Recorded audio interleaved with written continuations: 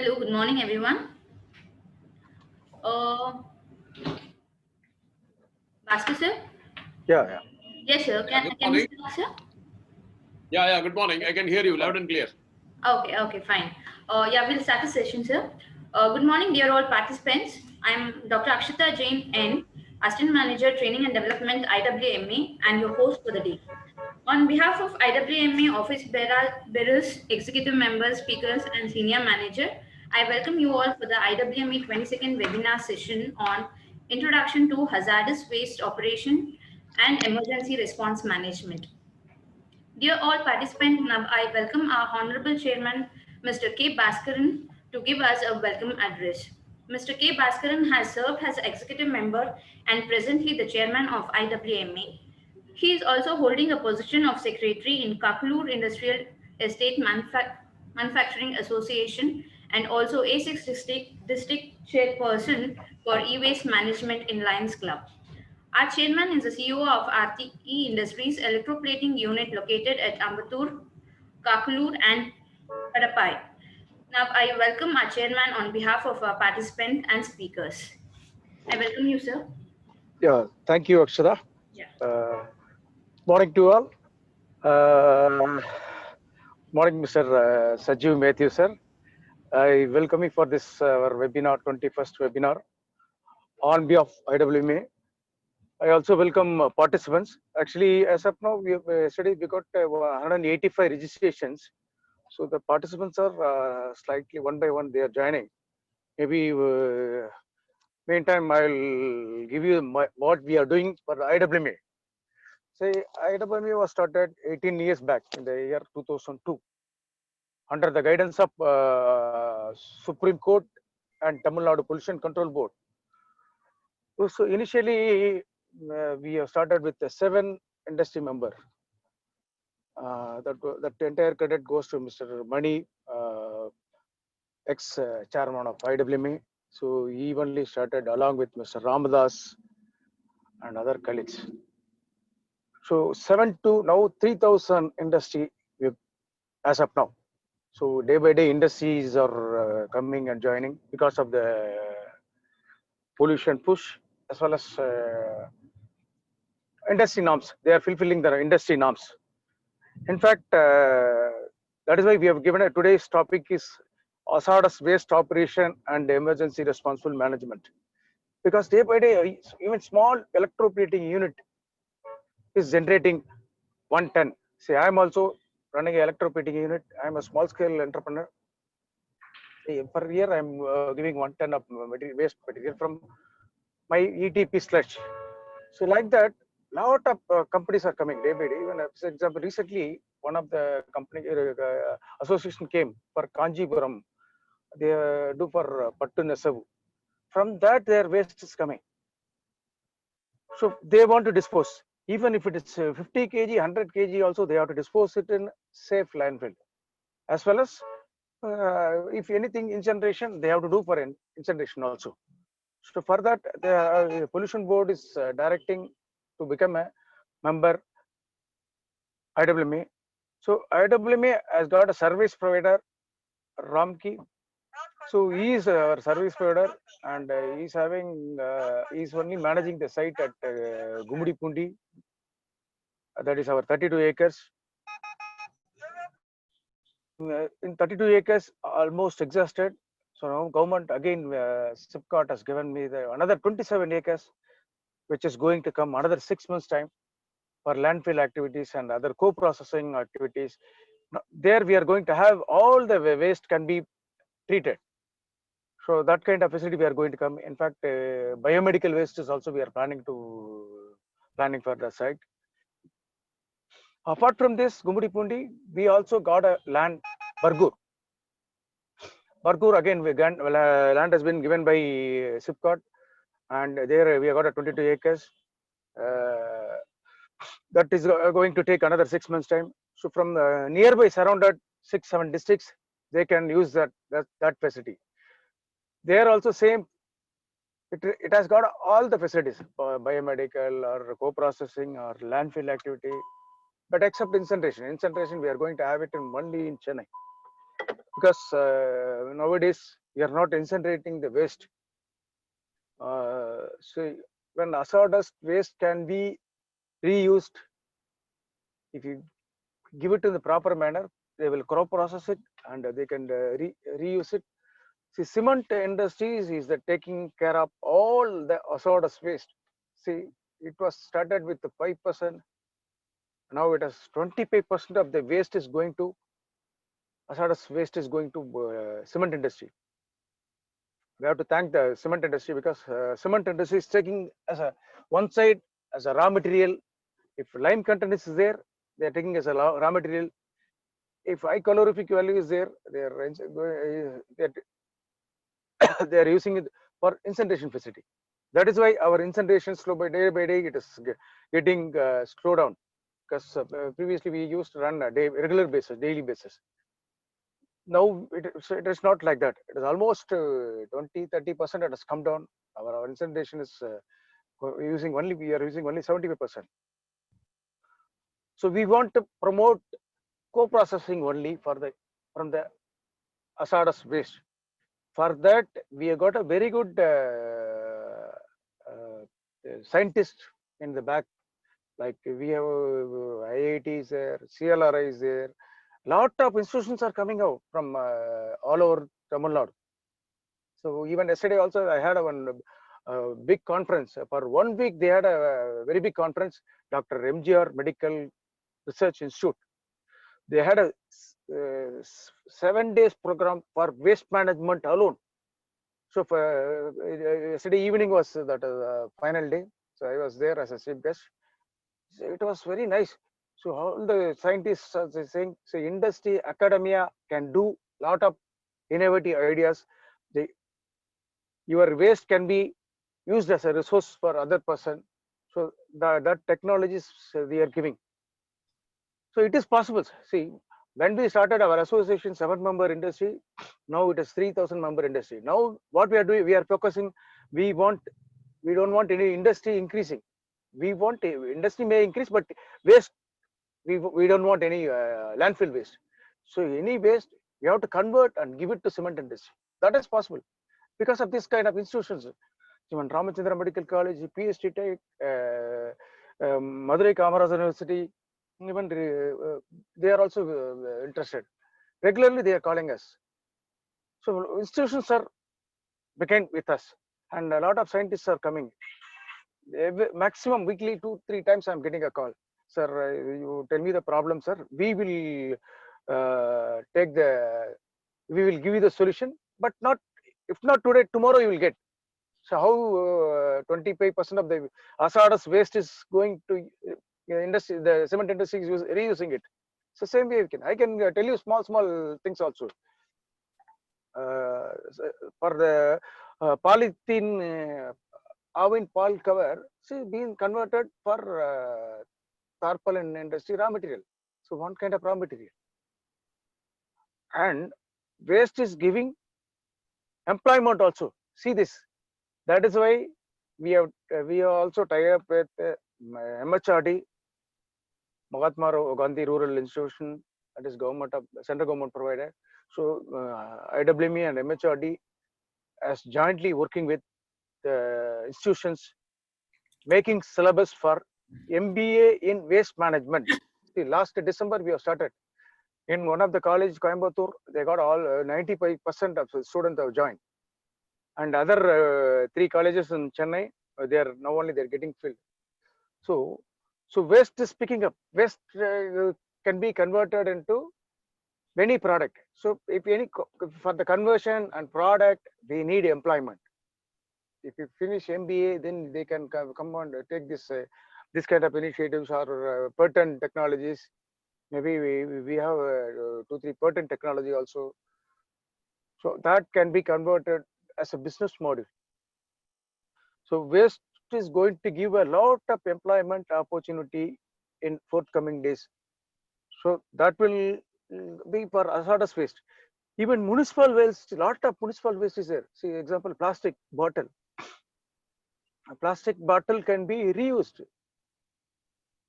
See, only thing is we have to segregate. See, we have one machine in Coimbatore bus stand which is not operating as of now because of the COVID. So once COVID is over, maybe traveler will be coming more, so they can use that facility. They can give it us. We have a service provider. He will take that and bottles. The cap can be used as a raw material. That wrapper can be used for some other raw material, and the plastic PET bottle. From PET bottle, they need tons of PET bottle to make T-shirts. One of the industry, Tirupur, is doing it. Actually, practically is doing it already. It is in the process that has been exported to worldwide. Like that, waste can be reused. So today, Mr. Sajiv Mehta is going to give very good examples, real examples. So let me hear from him also.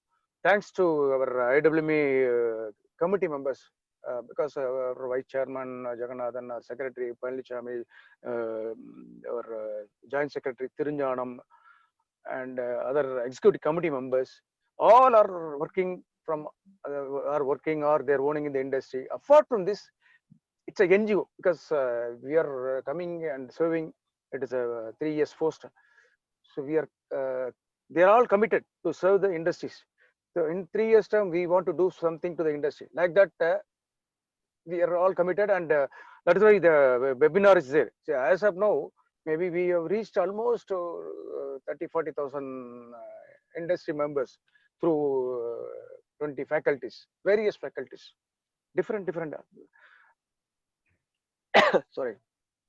Same way only we got this our Mr. Sajiv Mehta today. Thank you, sir. Over to you. Thank you. Akshada Jain. Yeah. Akshada. Yes, sir. Yes, sir. Thank you, sir, for the speech. Yes, sir.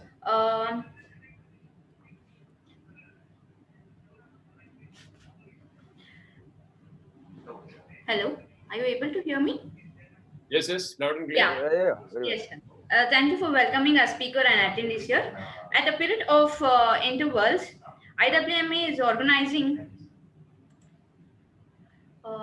IWMA organizes vendor suppliers to make presentation on their products and services for the benefit of our member industries. However, IWMA does not validate or verify the claims made by the vendors or suppliers. Further, IWMA has a policy does not recommend any specific vendor, that is vendor A or B or any etc. We request IWMA member industry to carry out their own independent additional verification if they wish to engage with any of these vendors or suppliers. And now, without any further ado, I now take the pleasure of introducing our speaker, Mr. Sajiv Mehta, speaker, author, and coach of Clovis Safety Private Limited. Mr. Sajiv Mehta is a chairman, managing director, and lead tutor. He is an internationally reputed author, leadership consultant, motivation speaker, and value-based behavior safety trainer and entrepreneur. He has more than 25 years of experience as corporate health and safety training manager and trainer. His motivational training programs and are very high in demand. He is also an EMTA and NASP certified trainer, having postgraduate qualification in various subjects such as occupational health and safety, public administration, industrial psychology, counseling and psychotherapy, total quality management, and NIBOSH international diploma. Mr. Sajiv Mehta is conversant with international standards such as OSHA's 18001, ISO 45001 and 2018, ISO 14001 and ISO 9001, and also has expertise in developing safety and environmental protection plans, training workshops, and competence-based assessment and cultural change programs. Mr. Sajiv Mehta is a winner of Global Achievers Awards for Business Excellence, Indira Gandhi Award for Excellence, Shining Achievers of Indian Award, Consumer Protection Award, Jyotish Prabha Award, Malnadu TB Award, Khadi Puraskar, Fast Growing India Company Excellence Award, Dr. APJ Abdul Kalam Excellence Award, Nehru Peace Foundation Award, Raising Man of India Award, Indian Leadership Award, Rashtriya Ekta Prashar Award, and Mother Teresa Award, and many more. It's a great pleasure to have you in our today's session, sir. I once again welcome you. Please take over the session. Thank you, ma'am. Thank you, all of you. Yeah, you can share your screen, sir.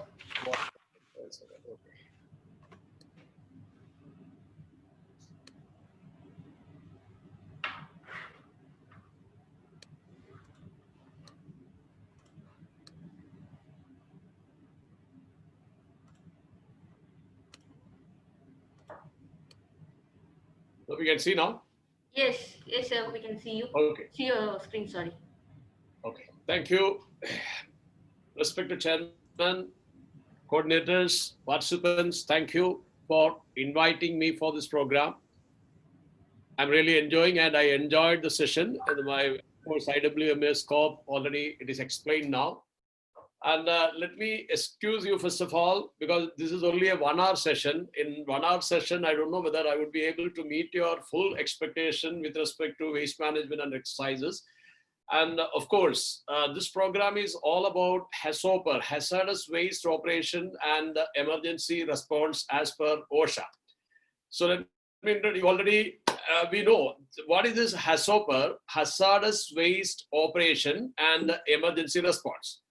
Now, all of you might be knowing what is OSHA, Occupational Safety and Health Administration.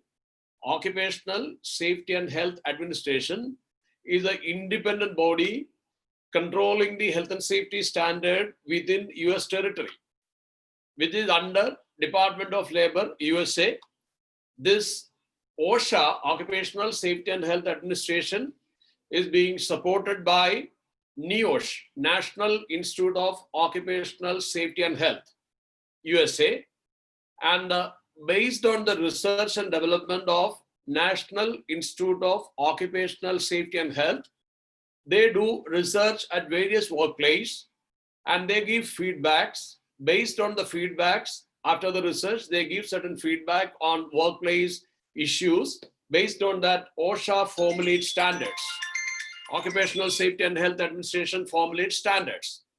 These standards are known as Code of Federal Regulations, CFRs, Code of Federal Regulations. OSHA, I told you, OSHA is working under Department of Labor, USA, and OSHA is supported by, assisted by NIOSH, National Institute of Occupational Safety and Health, based on the research and development of National Institute of Occupational Safety and Health, NIOSH. OSHA will formulate standards. These standards are known as Code of Federal Regulation. There are basically there are two types of standards: general industry standards and construction industry standards.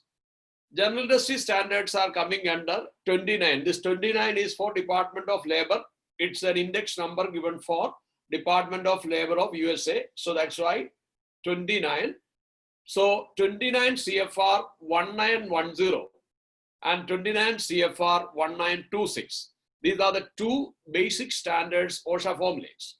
So 29 CFR 1910 is for general industry, and 29 CFR 1926, that is for construction industry.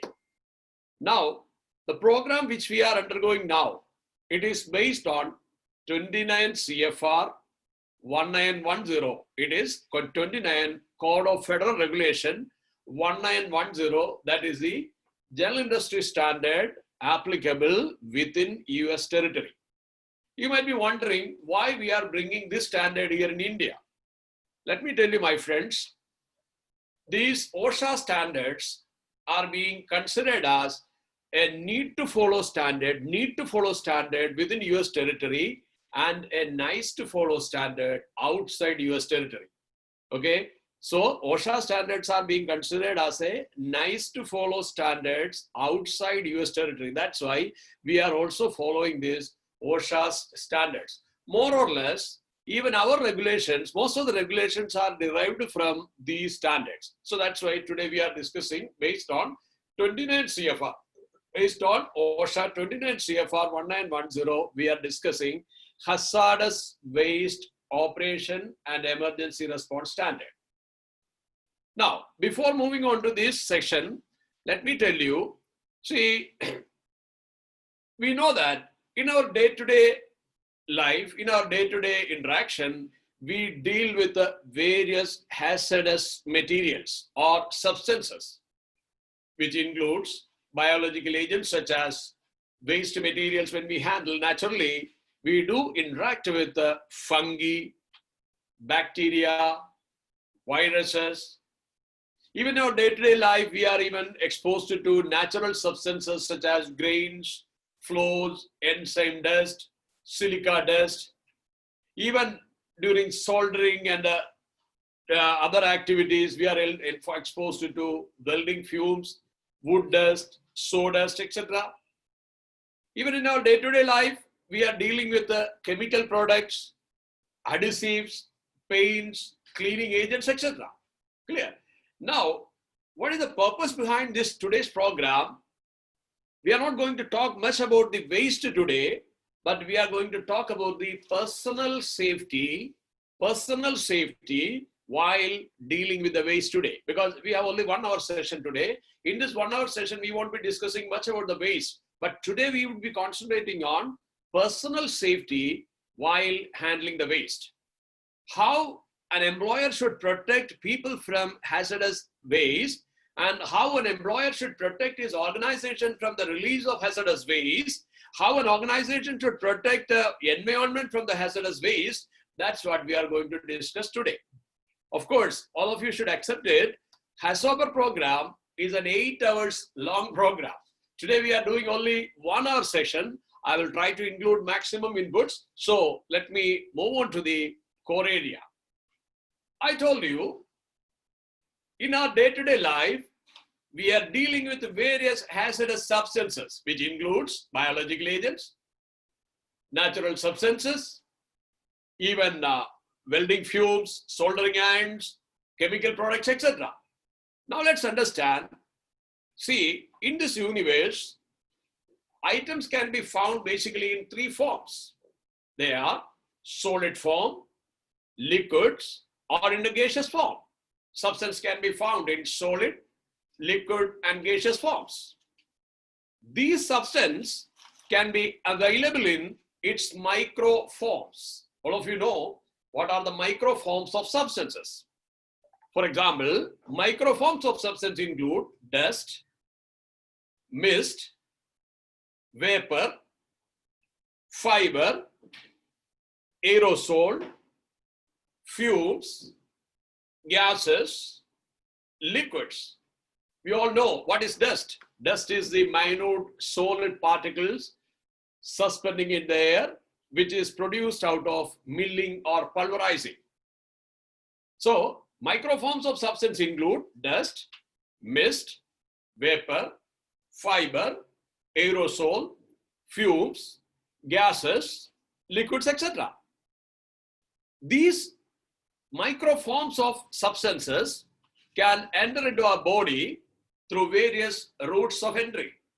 We all know what are the routes of entry. Routes of entry include inhalation, ingestion through mouth, absorption through skin or eyes, injection through penetrating needles, or aspiration, something directly entering to the lungs. So, these hazardous materials can enter into our body through inhalation, ingestion, absorption, injection, or aspiration.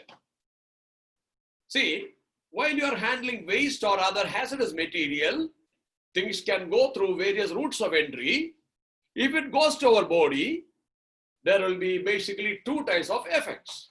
They are localized effect and systemic effect. You know what is localized effect? For example, I'm coming in contact with this acid bottle. And if I come in contact with this acid bottle, suddenly what will happen? At the point of contact, I will get a blister. So this is nothing but localized effect.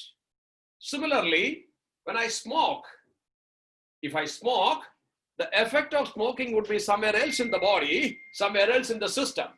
Human has got various systems like a urinary system, respiratory system. the effect would be somewhere else in the system. So I told you, substance can be found in solid, liquid, and gaseous form. It can have its microforms like dust, mist, vapor, fiber, aerosol, gases, liquids, which can enter our body through various routes of entry, such as inhalation, ingestion, injection, absorption, or aspiration. If it goes to our body, there will be two types of effect. They are localized effect and systemic effects. Now, this localized and systemic effect could be acute or chronic. All of you know what is acute effect, what is the difference between acute effect and chronic effect. What is acute effect? Acute effects are short-term response triggered by single dose of a hazardous substance. Acute effects are short-term response triggered by single dose of a hazardous substance. Whereas chronic effects are long-term response triggered by continuous and repeated exposure to a sublethal constituent of a hazardous substance. What is chronic effects? Chronic effects are long-term response triggered by continuous and repeated exposure to a sublethal constituent of a hazardous substance. For example, you are smoking. The effect of smoking won't be visible instantly. You may feel it after sometimes, maybe after months or years sometimes. So this is chronic effects. You might be wondering why I am discussing all these acute effect, chronic effect and all, because we are dealing with the various types of hazardous waste materials that can cause us acute effect and chronic effects. So what is acute effect? Acute effects are short-term response triggered by single dose of a hazardous substance, whereas chronic effects are long-term response triggered by continuous and repeated exposure to a sublethal constituent of a hazardous substance. Excuse me, sir. Saju, sir. What is that? Sorry, sir, for the disturbance. Sir, can you bring your presentation, slide to the presentation mode? Unable to see now? 1 second. It's in compacted form, presentation mode. 1 second.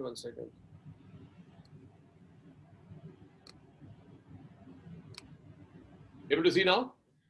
No, sir, it's still the same. Can you bring down to presentation mode? Full screen, yeah. Full screen. 1 second. 1 second. Able to see now? Yes, yes, sir. Thank you, sir. Okay, fine. So I told you, we are in our day-to-day life, when we deal with various types of waste materials, these waste materials can be found in solid, liquid, and gaseous forms. This can have its microforms like dust, mist, vapor, fiber, aerosol, gases, liquids. These microforms can enter into our body through various routes of entry, such as inhalation through the nose, ingestion through the mouth, injection through penetrating needles, absorption through skin and eyes, or through aspiration, something entering directly to the lungs. If it goes to our body, there will be two types of effect.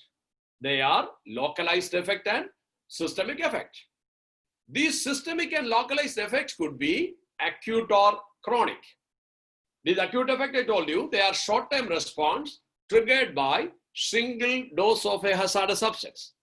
Whereas chronic effects are long-term response triggered by continuous and repeated exposure to a sublethal constituent of a hazardous substance. You might be wondering why I'm bringing these examples, all this context here. Why? Because when your people are dealing with the various types of waste materials, they may be exposing this acute or chronic health effect. Here, we should know what is the difference between acute and chronic effects.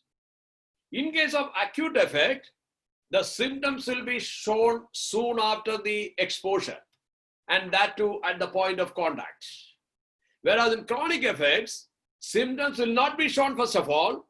If at all the symptoms are shown, that will be shown at a very later stage by the time recovery would be difficult. By the time, recovery would be difficult. Underprivileged community, especially the blue-collar employees, may not be knowing the after effect of exposing to hazardous waste. This chronic effect would be visible after many months or years. We, being educated people, socially committed people, we have the responsibility to protect people from this acute and chronic health effects. For that, high level of education is essential. We need to have that education, and we have to convey this message to the people.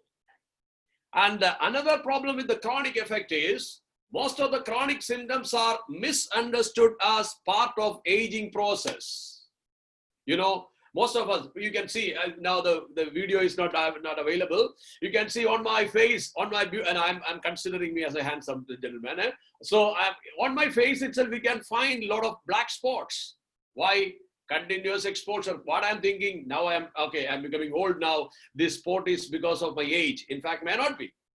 It may be due to continuous exposure to hazardous environment. So these all are chronic symptoms. Clear? Now these chronic symptoms, you know what would happen if when we expose to these types of hazardous material, these hazardous chemicals or hazardous waste material could be irritant. It can be pungent, which can give you thick smell. It can be carcinogenic, which can cause cancer.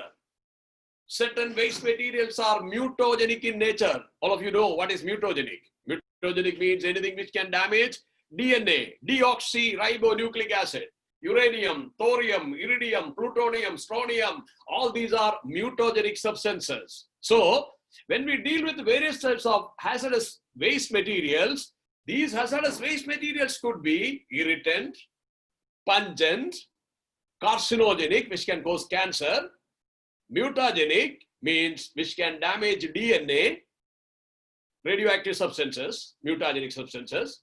Then asphyxiant, we know what is asphyxiant, anything which can displace oxygen. So certain hazardous waste could be asphyxiant in nature, it can displace oxygen.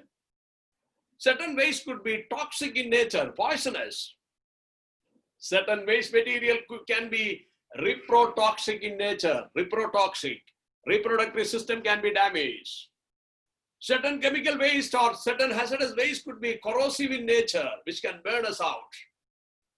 Some of the hazardous wastes are sensitizers in nature, which can initially have high sensation, thereafter we will lose our sensation. Certain chemicals could be teratogenic in nature. We know what is teratogenic. Chemicals which can damage the embryo, fetus. So the child inside the womb can be killed if we are exposed to certain chemical waste, though they are teratogenic. So what I want to tell you, in our day-to-day life, when we deal with various types of waste materials, these waste materials could be irritant, pungent, carcinogenic, mutagenic, asphyxiant, toxic, reprotoxic, corrosive, sensitizer, or teratogenic in nature. Due to this, what will happen, you know? Continuous exposure can lead to bronchitis, lungs cancer, airway obstructions, breathing difficulty, lungs diseases such as asthma. Certain chemical exposure can affect CNS and PNS, central nervous system and peripheral nervous system. You know, central nervous system and peripheral nervous system, lead-like material, when we deal with regularly, when we deal with it, even our memory, learning ability can get reduced. Most of us are not aware, or we are not considering all this. Peripheral nervous system. Many people are complaining that they have rheumatism. This rheumatism is an after effect of peripheral nervous system damage due to exposure to hazardous waste materials. Even some of the waste exposure can lead to cancer. Even some of the waste exposure can lead to reproductive system disorders. You might be thinking, why I am bringing all this frightening experience over here? It's the truth actually. And in addition to this chemical waste, we are even dealing with the biological agents such as bacteria, fungi, viruses, protozoas, You know what is bacteria? Bacteria are single-celled microorganisms. Fermentation. Bacteria are single-celled microorganism causing fermentation or decomposition. You know what is fermentation? Milk turning to curd, that is fermentation. And similarly, there are viruses, our best friend now, viruses, disease-causing agents. There are fungi, like what is fungi? We all know what is fungi? Plants lacking chlorophyll, minute plants lacking chlorophyll, which stay as a parasite. So they are fungi. See, in our day-to-day life, we do interact with the chemical waste such as irritants, pungents, carcinogenic, mutagenic, auspician, toxic, reprotoxic, corrosive, sensitizer, teratogenic substance. In addition to this, we do deal with biological agents such as bacteria, fungi, viruses, protozoas, regicides, etc. You know, what is the after effect of such exposure? There are certain diseases. We have time shortage. I'm not going so deeply. Just for your information, when we deal with the various types of such waste material, we are prone to leptospirosis. You know what is leptospirosis? Leptospirosis is normally contracted from cow or rats. What is leptospirosis? Bacterium leptospirum. Bacterium leptospirum is a hormone produced in the body of rats and other rodents, which is an immune system for them. Excess amount of bacterium leptospirum produced in their body would come out along with their physical excretia such as urine. If that urine contaminate human food substance, that can cause us jaundice-like symptoms, uncontrolled urination, intermittent fever, even death can occur within 72 hours. Leptospirosis. You know who can be easily contracted with leptospirosis? People working in the field, waste handlers. So they can be contracted with the leptospirosis. Similarly, there are Legionella. What is Legionella? All of you might be knowing what is Legionella. Legionella, when water and sediments accumulates between 20 to 40 degrees, certain allergy causing bacteria can grow over there. If this Legionella bacteria goes inside to our alveolar duct, alveolar the area, it is the area giving air exchange. So if it is accumulating in the alveola, that can cause us respiratory difficulty and it can even fatal also. Legionella. You know what is psittacosis? Another one. It is another occupational illnesses due to interaction with the bird's dry droppings, like a pigeon. Even people can be exposed to E. coli bacteria, contaminated water. Even bloodborne pathogen diseases. You know what is bloodborne pathogen diseases?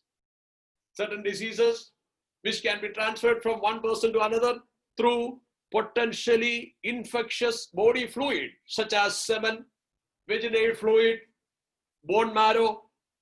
For example, bloodborne pathogen diseases, HIV, human immunovirus deficiency syndrome, hepatitis A, B, C, D, STDs, sexually transmissible diseases such as syphilis, gonorrhea, all these are BBPD, bloodborne pathogen diseases. You know, when we deal with various types of, or when we interact in our day-to-day life, even painters, welders, engineers, health workers, waste handlers, animal husbandry people, food handlers, voluntary workers, blood bank employees, sex workers, religious workers, field workers, agricultural workers, all can be affected due to biological and chemical agents. Now, being an employer, whether it is a small employer or a big employer, doesn't matter. Being socially concerned employer, it's the responsibility of every employer to protect people from these chemical and biological agents. You understood now? It is the responsibility, the nutshell behind HACCP program, the core area, core aim behind the HACCP program is to protect people from these hazardous waste material and its after effect. For that, what we need to do, a health and safety program need to be designed.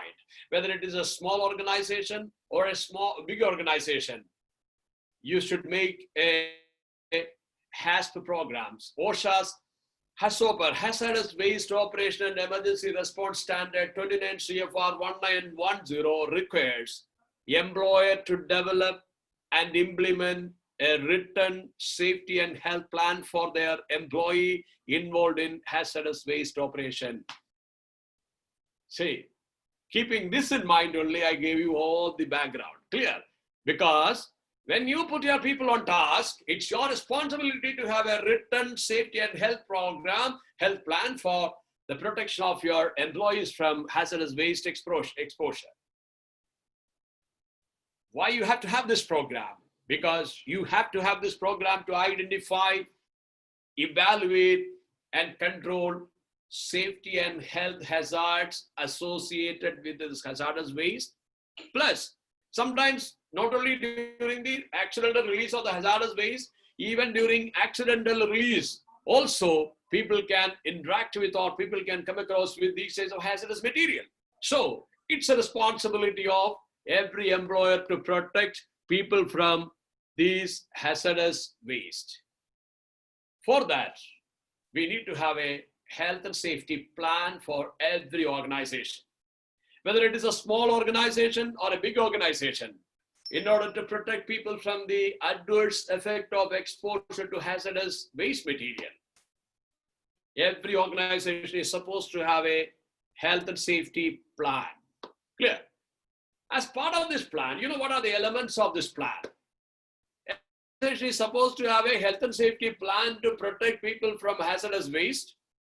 For that, first of all, you should have an organizational structure with authority and accountability, with responsibility to protect people from hazardous waste exposure. It is not only we are protecting people, we are protecting four aspects: PEME, people, environment, material, and equipment. Or you can say we are protecting, we are not only protecting people, we are protecting the asset of the employer. Clear? For that, every organization is supposed to have a health and safety plan, first of all. Before addressing any waste, before dealing with any waste handling, we should make sure that we have an organizational structure. See, in order to have control on waste handling, your organization is supposed to have a general supervisor with the responsibility and authority and accountability for hazardous waste operation. If you don't have one in your organization, you must appoint a person with the ultimate responsibility, accountability, and authority to deal with the waste. He is a general supervisor. He would be the in charge for all the waste materials within an organization, first of all. As part of your organizational structure, you need to have another person, a health and safety professional who is knowledgeable about the legal requirements, and he is the one going to monitor the compliance. So the second person required is a safety professional or a safety supervisor to develop and implement the site safety and health plans. So while dealing with the waste material, first of all, you should have a general supervisor who is responsible for the waste handling. Plus, you should have a safety professional who can guide you, who can help you with the legal requirements. And third thing, you need to have adequate number of people who is already trained how to handle waste material. So this is a structured approach actually. In order to protect people from the adverse effect of hazardous waste exposure, organizations should have a health and safety plan. As part of this plan, first of all, you should have people responsible with authority and accountability to deal with the waste materials at workplace, number one. The second thing required is every organization should have a comprehensive work plan to deal with the waste. Every organization is supposed to have a comprehensive work plan to deal with the waste. You know what is comprehensive work plan? Very simple. Comprehensive work plan in the sense, see, HACCP, hazardous waste operation and emergency response, is normally looking into cleaning up of waste material. Correct or not? We normally deal with the cleaning up of waste material and accidental release of waste. These are two areas we look into. So a comprehensive work plan should be there while cleaning the waste material. Now, every person dealing with cleaning operation should be well aware, and they should be well aware about the collection, storage, transportation, and disposal of waste material at workplace. Those who are dealing with the hazardous waste, they must be well aware about the cleaning up procedure. Cleaning up procedure which includes collection, storage, transportation, and disposal factors. For that, how can we educate them? We need to keep certain things in our mind while dealing with any hazardous waste. Especially, we should know the legal requirements. For example, if you want to dispose radioactive material, or not, if you want to dispose radioactive uranium, thorium, iridium, plutonium, these types of radioactive isotopes or radioactive waste material, how to dispose it, how to store it, how to transport it, there are legal directives available. So those who are dealing with cleaning operation should be made aware of the legal requirements with respect to collection, storage, transportation, and disposal of waste material. Now, whose responsibility it is?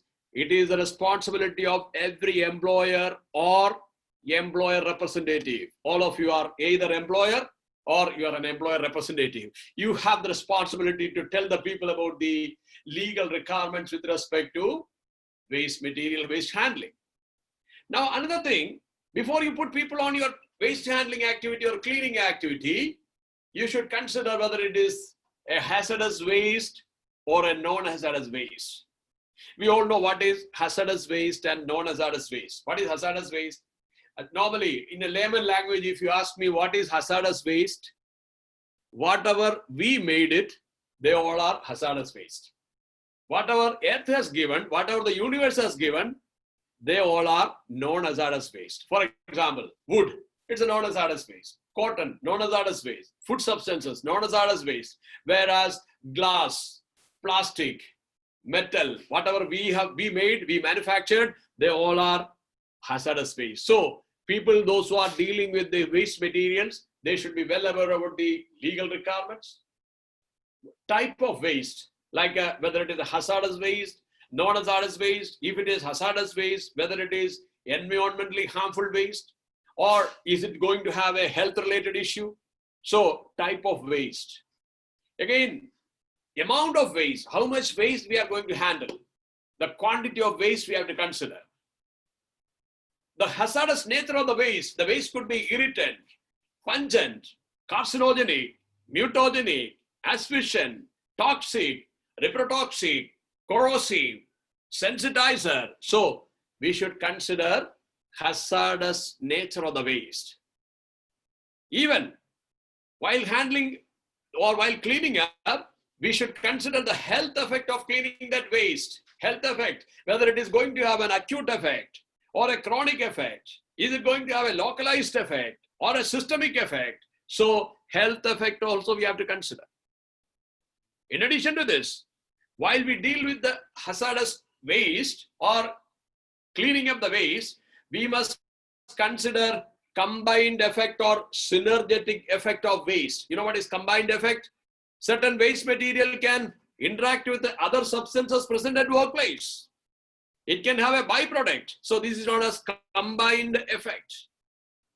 Most of the time, through a layman approach, we don't consider all these things. Combined effect of waste, like you are mixing waste, what would be the adverse effect? So individual handling or cleaning up should be well aware of the combined effect of waste. Even ecological consideration, how it is going to affect the ecosystem. Is it going to pose a threat to the aquatic life? Is it going to pose a threat to the aquatic life? floras and faunas are going to be affected or not. That also we have to consider. Even we must consider what type of PPE, personal protective equipment is required. How to use that. For example, to handle certain waste from a confined space, you might require a SCABA, self-contained breathing apparatus. Individuals should be made aware of the PPE requirements and its limitation as well. For example, SCABA, we can't depend on SCABA for 2-3 hours at a time. So the limitations of the PPE also to be told to the guy who is cleaning the waste. Plus, overall competence. In order to get this competence, we know what is competence. Competence is a combination of skill, knowledge, experience, and level of training undergone. So, individuals should have required competence. For example, in order to handle radioactive waste material, individuals should undergo certain training, then only he can handle radioactive waste material. So the competence requirement also to be taken into consideration. So in order to have a comprehensive work plan means to have a comprehensive work plan mainly to clean or to engage in the cleanup operation, individuals should consider legal requirements, the type of waste we are handling, the amount of waste we are dealing with, hazardous nature of the waste, the health effect, the combined effect of waste, synergetic effect, combined effect of waste, the ecological conservation, toxicological information, PPE requirements and its limitation and competence requirement need to be taken into consideration. Being an employer, when you are designing a work plan, you should consider the task, like what is the duration of the task? How frequently we have to do this waste handling? Do we need to do repeated exposure? Because repeated exposure, one of the major reasons for occupational illnesses is nothing but repeated exposure. So while considering the work plan, we should consider the task, like a duration, frequency, repeated nature of the task. Are you going to do it completely manually? So type of task. And even the objectives, like what do you want to achieve through this waste handling? How much logistics, manpower required? How much money required? How much equipment required? Resources requirement, etc. You need to plan. Another important thing, in order to protect your people while handling hazardous waste, it is the responsibility of every employer to provide them adequate training on hazardous waste handling. It is the responsibility of every employer or employer representative. Most of you are either employer or you are an employer representative. And it's your responsibility to educate your people. They have to be trained. You have to provide them training, appropriate training while handling the waste material. For that, you can even conduct HASCOM training, hazard communication training. There are various types of training. You can even conduct a HASOPA training, 8 hours HASOPA training you can conduct, how to deal with the waste. So, especially whatever name you give, you must provide adequate training to your employees. Especially in the training, you must consider 14 different elements. Without giving training, without giving awareness, don't put your people on waste handling, because there can be acute effect and chronic effect. There can be localized effect and systemic effect, and they may be exposed to hazardous, cancerous, mutagenic materials. So, in order to protect people, we have to provide them adequate training on handling or dealing with the hazardous material.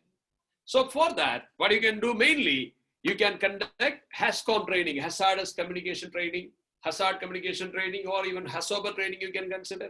Depending upon the organization, the terminology may vary, but you need to carry out, you need to provide them training. Especially when you are providing training, people should be taught what are the hazards associated with a particular chemical. We all know what is hazard. Anything that is having the potential to cause harm. Anything that is having the potential to cause harm is known as hazard. So when we deal with a hazardous material, it is the responsibility of the employer to tell them what are the hazards associated with a material. Now, first aid measures. Again, you have to teach them what are the first aid measures available. Suppose in case of accidental release or in case of a splash, what first aid to be done or what first aid to be followed.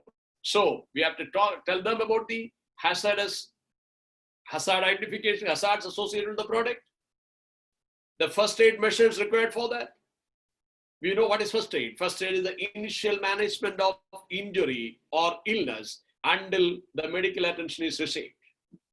First aid is the initial management of injury or illness until the medical attention is received. So employees should be told about the first aid measures to be followed in case of an accidental exposure. The third thing, we have to tell them the firefighting measures. While dealing with the hazardous waste or the hazardous material or hazardous waste material, we should tell them which fire extinguisher can be used.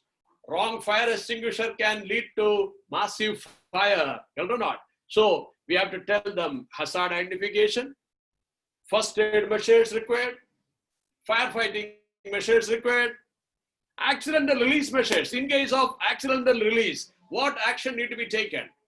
For different substances, different actions are taken.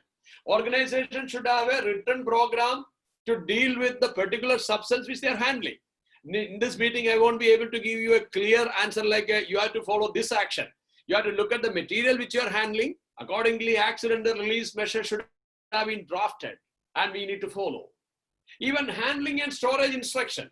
Like a handling and storage instruction, why we are worried about handling and storage instruction? Why? Because we all know that different substance has got different flash points. What is flash point? Flash point is the lowest temperature at which sufficient amount of vapor is given off to flash. What is flash point? Flash point is the lowest temperature at which sufficient amount of vapor is given off to flash. Based on the flash point, we all know, based on the flash point, substance has been classified into extremely flammable, highly flammable, and flammable. What is extremely flammable? If the flash point is below 0 degree, that is extremely flammable. If the flash point is between 0 to 21 degree, that is highly flammable. Between 22 to 55 degree, that is flammable. So now, why we should know handling and storage instruction? Because the individual who is dealing with the waste should know what is the flash point of this. Otherwise, if they mix up everything together, or if they mix up too chemical or too hazardous waste, it can lead to fire. So that's why we have to tell them handling instruction, storage instruction, where to store, how much you can store, that also to be told to them. Then exposure control. Exposure control in the sense, we all know what is workplace exposure limit. What is workplace exposure limit? WEL. Workplace exposure limits is the standard of air quality in terms of an airborne substance which is acceptable in the atmosphere. What is workplace exposure limit? Workplace exposure limits are standard of air quality in terms of an airborne substance which is acceptable in the atmosphere. That means when your people are dealing with the hazardous waste material, you must make sure they are not exposing more than workplace exposure limits. They are not exposing more than the workplace exposure limit, WEL, workplace exposure limit, standard of air quality in terms of an airborne substance which is acceptable in the atmosphere. We know there are two types of workplace exposure limit, short-term exposure limit and long-term exposure limit. Short-term exposure limit is calculated for 15 minutes TWA, 15 minutes time weighted average, and long-term exposure limits are calculated for 8 hours time weighted average. You might be wondering why I am bringing all this context here. Why? Because when you are training your people, you must tell them hazardous waste. When you are exposing to hazardous waste, they should not expose more than the WEL. Understood? That's why I'm bringing all these examples here. So you must teach the people how to protect themselves, how to restrain themselves within workplace exposure limits. In addition to this, you have to tell them the physical and chemical property. You have to tell them the physical and chemical property of the substance, because there will be synergetic effects. Even stability and reactivity, like unknowingly if you throw water, what will happen? So that also individual should be taught stability and reactivity of a particular chemical waste or hazardous waste. Even toxicological information, toxicity level, up to what extent it is acceptable. Even ecological consideration, whether the waste can be allowed to the running water or waste can be allowed. See, we all know that waste can harm land, air, or water. Correct or not? Any waste material can cause harm to land, air, or water. So how it is going to affect the ecosystem? People should be taught how the waste is going to affect the ecosystem. Even people should be taught how to dispose the waste. Handling instructions are there.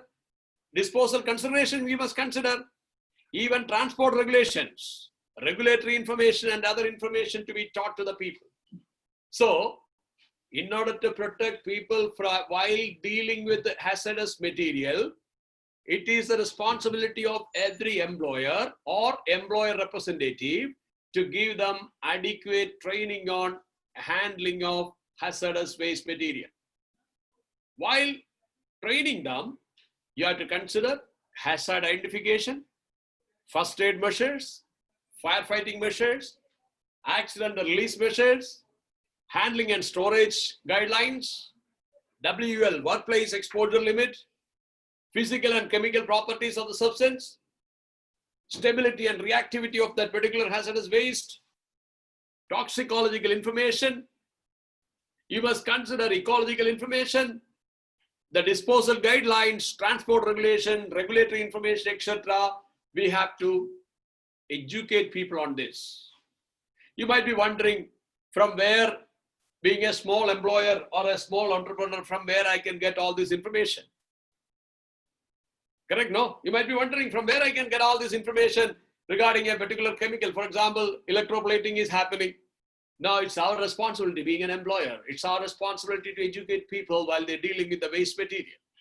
So we can get information from various sources.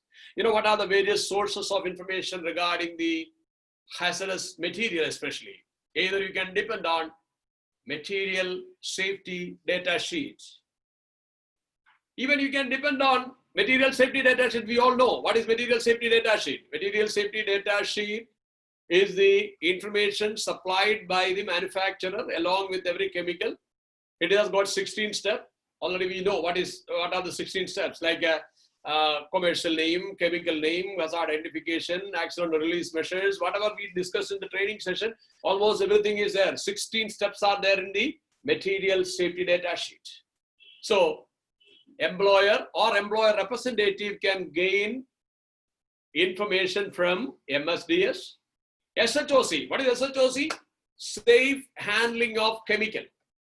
Safe handling of chemical. It is another note supplied by the manufacturer how to handle a chemical. It's for the layman's use especially. Handling instructions are separately given. That is known as SHOC. Either you can depend on MSDS or you can consider SHOC, safe handling of chemical card. Especially handling instructions are given in the SHOC. Even you can consider TREM card, Transport Risk Emergency Management card. Transport Risk Emergency Management card. It is also being supplied by the manufacturer only. So you can depend on MSDS. You can collect information from SHOC. You can collect information from TREM card. Even you can collect information from product label. On product label itself, there will be instruction. Or otherwise, you can even depend on course, control of substances, Hazardous to Health Regulation 2002. Control of Substances Hazardous to Health Regulation 2002. This will also give you certain guidelines how to handle a hazardous waste or hazardous material. So it is the responsibility of every employer to educate people while handling any chemical or hazardous material or hazardous waste, and to train them. We can gain information from these sources like MSDS, SHOC, TREM card, product label, and legal directives such as COSHS 2002. Being an employer or an employer representative, it is your responsibility to have site-specific safety and health plan. Site-specific safety and health plan. Why? Because now that's why I told you I won't be able to give you a clear-cut, concrete answer now. You go and do so and so at your workplace, because we are 3,000 here now. 3,000 industry people may be dealing with the 3,000 types of hazardous waste. But to cater your need, being an employer or employer representative, you are supposed to have a site-specific safety and health plan. In order to protect people from this hazardous waste, you should have a site-specific safety and health plan. What is this site-specific safety and health plan? First of all, in order to have a site-specific safety and health plan, you should carry out a risk assessment with respect to hazardous material which you are handling. A risk assessment. What is a risk assessment? A risk assessment, we all know what is risk. Risk is the chance of happening something which is having the potential to cause harm. What is risk? Risk is a chance of happening something which is having the potential to cause harm. We all know there are three types of risk. Basic risks are high risk, medium risk, and low risk. Now, it is the responsibility of the employer to carry out a risk assessment. What is risk assessment? It is the systematic process of deciding what could go wrong at workplace. What is risk assessment? Risk assessment is a systematic process of deciding what could go wrong at workplace. Suppose, for example, if you are handling radioactive waste material, you must carry out a risk assessment. For that, through this, what happens? You would be able to identify what can go wrong at workplace while dealing with radioactive waste material. So, in order to have a site-specific safety and health plan, organizations should carry out a risk assessment. If time permits in future, definitely we will be conducting a free program, risk assessment program, especially course program, Control of Substances Hazardous to Health program for IWMA. I'll try to arrange one program for all of you.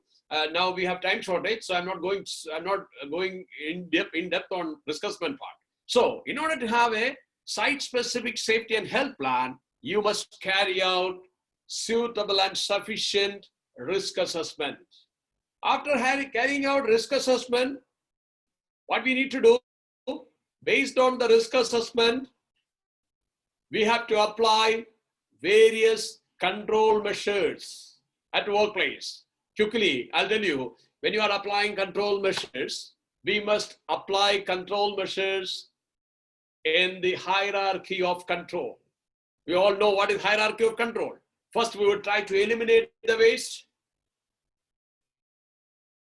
How can we eliminate the waste? Waste can be eliminated either by avoiding the use of it or using alternative material.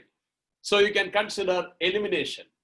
Or you can consider reduction. Reduction can be achieved through reducing quantity of waste, reducing duration of exposure to waste material, reducing the number of people exposing to waste material. So you can consider reduction method.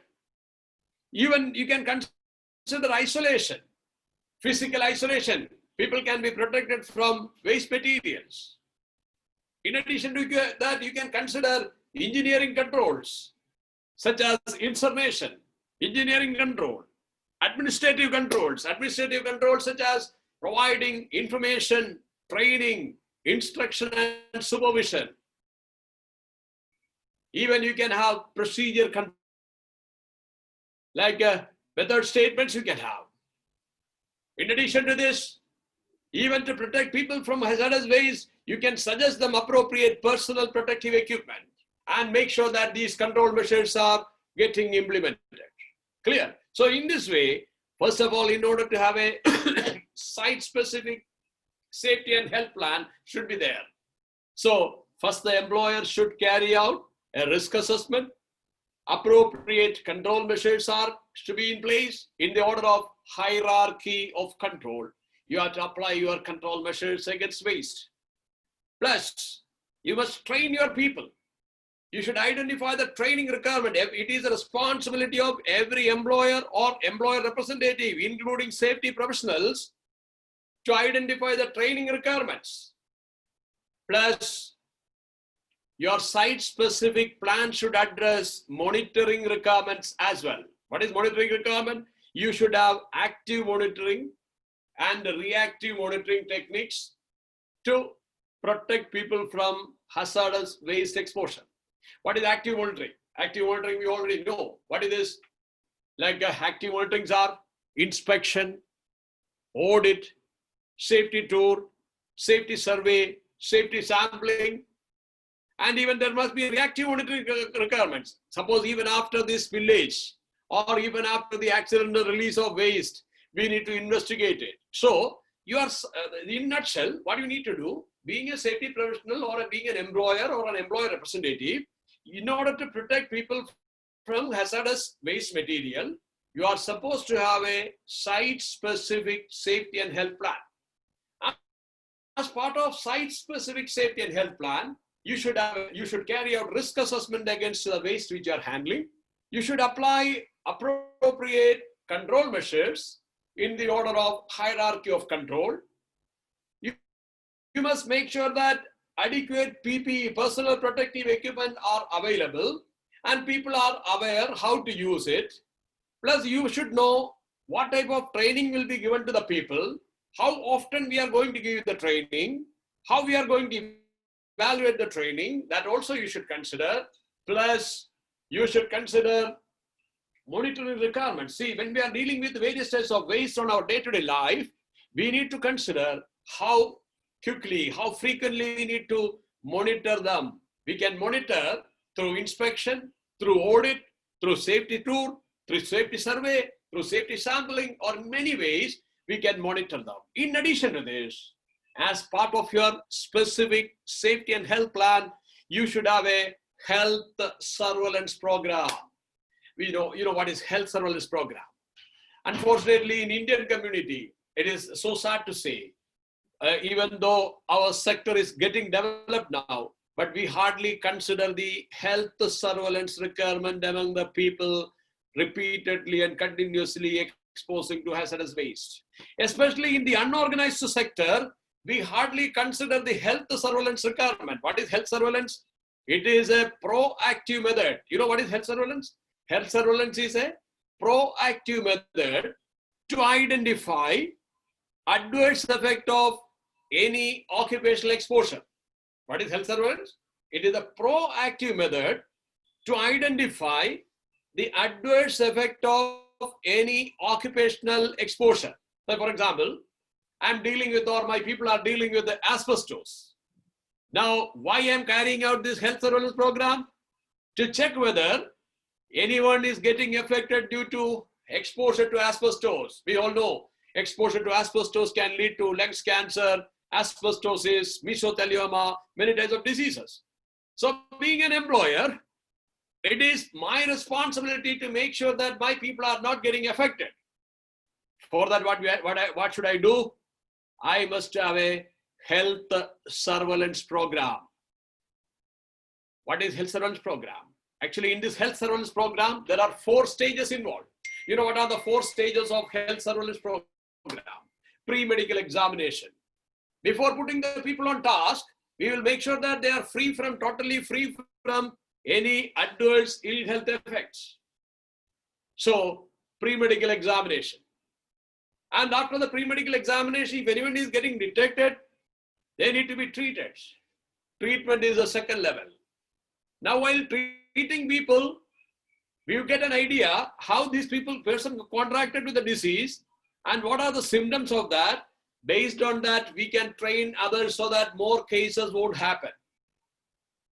And finally, what happened after a frequent interval, and for example, for 6 to 1 year time, we will again monitor the people. So health surveillance program has got 4 stages: pre-medical examination, treatment, training, and monitoring. So in order to protect people from hazardous waste material or its adverse effect, it is the responsibility of every employer or employer representative to have a site-specific safety and health plan. In that, you are supposed to carry out a suitable and sufficient risk assessment against the hazardous material which you are handling, number 1. Number 2, you are supposed to have control measures in place. You must make sure that appropriate personal protective equipment is available and people are made aware of how to use it and what are the limitations of those personal protective equipment. In addition to this, you should consider the training requirements and how often we have to give them training, how the training need to be evaluated. That also need to be considered, plus monitoring requirements, plus health surveillance requirement need to be considered. As part of health surveillance, I told you, health surveillance has got 4 stages: pre-medical examination, treatment, training, and monitoring. Now, as part of health surveillance program, we do air monitoring, we do personal monitoring, biological monitoring, like testing the body fluids, biological monitoring. Even we do carry out environmental sampling, air sampling. Even with the help of advanced calibrated monitoring equipment, we can identify the presence of toxic materials in the surroundings. So it's all part of health surveillance program. Now, I told you, an employer is supposed to have a site-specific safety and health plan. Based on site-specific safety and health plan, please pay attention. Based on site-specific safety and health plan, it is the responsibility of the employer to draft and maintain appropriate standard operating procedure. The requirement for standard operating procedure may vary from organization to organization.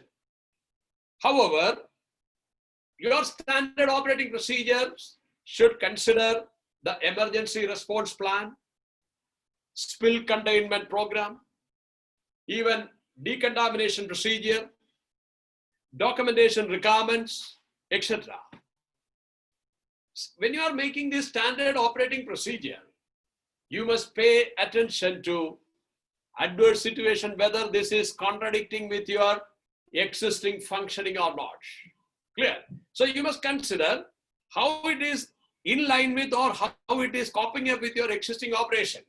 So do we need additional resources to promote this? That also you have to consider. In this way, we can protect people from hazardous waste materials. And hazardous waste, HACCP training, hazardous waste operation, emergency response training, actually we have discussed only one segment, personal safety factors only we have discussed. Actually it's an 8 hours program. Of course, how to deal with the waste and all this, you'll also agree with me that it would be difficult for me to completely include all hazardous waste handling methods and all in this 1 hour program. But especially HACCP, as per 29 CFR 1910, the OSHA standard is basically on protection of people while dealing with the hazardous waste material. So thank you very much for listening me for the last 1 hour. We are on time now. It's now 12:24. Any questions, please? Because hazardous waste operation and emergency response standard, it demands from every employer to protect their employees from the adverse effect of exposure to hazardous waste. As I told you, hazardous waste, when you are exposed, it can be irritant, pungent, carcinogenic, mutagenic, asphyxiant, toxic, reprotoxic, corrosive, sensitizing, or teratogenic effects it can be. It may be acute or chronic. So it's a responsibility as per HACCP, Hazardous Waste Operation and Emergency Response Standard of OSHA. Every employers are supposed to protect their employees or those who are dealing with hazardous waste. Not only their employee, including subcontractor, including common public, need to be protected from the adverse effect of these hazardous waste exposure. So thank you very much now.